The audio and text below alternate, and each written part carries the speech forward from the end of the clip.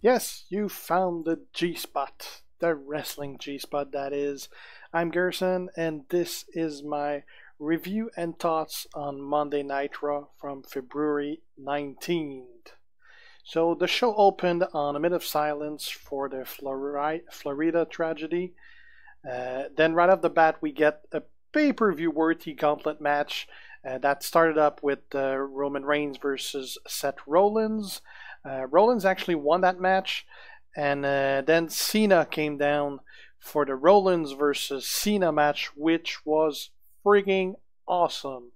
Great match. Like the Roman versus Rollins was okay, but the Cena versus Rollins was really good. It actually ended up with Rollins delivering Cena's own attitude adjustment to Cena, and then finished him off with his stomp. And then that's out. Cena was out. They then had Elias come down for the Rollins versus Elias. And during that match, we got a small interview with Cena that said he basically had 6 days to get his shit together to win the Chamber, or it would be the first time in a decade that he didn't have a match at WrestleMania. Match then continued. Was a short match for Elias versus Rollins, and Elias actually got the pin on that match. I guess they pretty much built up Rollins during that match.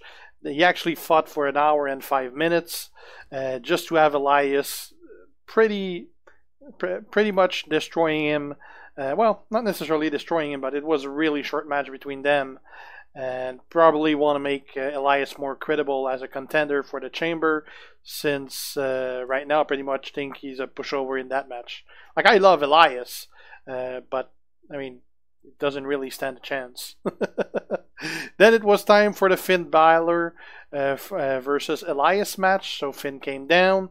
Wasn't a bad match at all. Like I said, I do love Elias, but he's not a main event guy, so it's hard to look at his matches and take his chances seriously.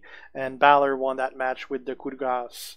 Next up was the Miz Tourage that came down for Balor versus Miz, but without the Miz. And Miz eventually just came in from the back, cheap-shotting Balor to start up the match. And it was pretty much like every single Miz match. Interference for the Miz Tourage that ended with the Miz winning. Never was a fan of the Miz, but I'm getting bored pretty quick of him never winning a match on his own. It's basically Jinder Mahal 2.0 all over again. Not winning a match by himself every single time. Next match, though, was actually pretty entertaining. It was Braun Strowman versus The Miz, and Miz was terrified at the beginning of that match. He actually started running away, almost make it backstage before Braun catched him up and brought him back from the ring. I'm guessing this match might have been to test the fan reactions for a Strowman versus Miz match, because that is one of the rumored match for WrestleMania, having them face for the IC title. But in this one, Strowman just threw Miz around like a ragdoll until he did his finisher and pinned him. That was pretty fun to see, especially not being a Miz fan. He had a pretty powerful post-match interview to further alleviate himself as a badass, and he then proceeded to destroy the Miz Tourage and Miz again and again for a third time. At that point, we were already 2 hours into the show, and it was all pure wrestling. There was no story, no backstage, just 2 hours of wrestling, and we actually had a 6-woman tag match left. So there was a quick video about the induction of Jeff Jarrett into the Hall of Fame. Pretty well made. I talked about it earlier. Was kind of shocked to see that he was getting into the Hall of Fame, but I guess they patched things up during the summer. We then had an Asuka interview in the middle of the ring, where Nia Jax ambushed and destroyed her ahead of their Sunday match. Because on that match, if Nia Jax actually wins that match, she's going to be a third party for a triple threat match at WrestleMania.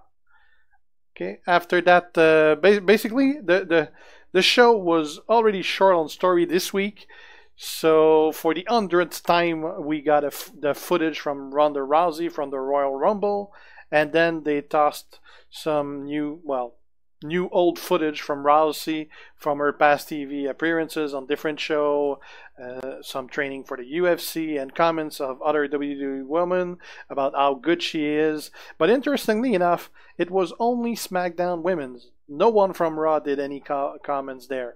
I'm guessing because they want to keep feud options and they don't want to have Raw women say that she's kick-ass or anything.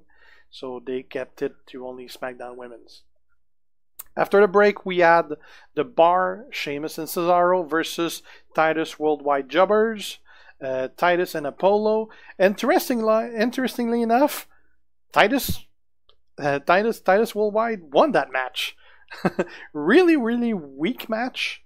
It felt like no one was in it. Like you could basically rewatch that match and you can see them in slow motion preparing for a move. It looked like a training video. It was a wreck. I didn't like that match. Well, I mean, there was nothing really to expect from that match. But yeah, not a great match. Then you had your usual Bray Wyatt cut and paste promo with Matt Hardy. Same back and forth that they did for the last 2 months promos. Nothing new there. And after the break, or actually after that, we had the 6-woman tag match for the last 20 minutes. Actually 15 minutes because they took 5 minutes for entrances. So you'd think they'd save more than 15 minutes for that 6-woman tag match, considering they had 2 hours for the first match. But it was a pretty good match. Went very well. Sasha eventually got the submission on Alexa. And then Absolution attacked Sasha and Bayley. And Alexa fought back with Mickie James to take out Absolution. So I guess there is now 3 teams, or at least they want us to believe that there's 3 teams: the team of Bayley and Sasha, the team of Mickie and Alexa, and the 2 Absolution girls. So that was pretty much it for Raw. It was a good show. Definitely not your usual pace of a Raw show. There was no story whatsoever. But the matches were good. Well, except the tag match, the Bar and Titus tag match. But other than that, the other matches were nice.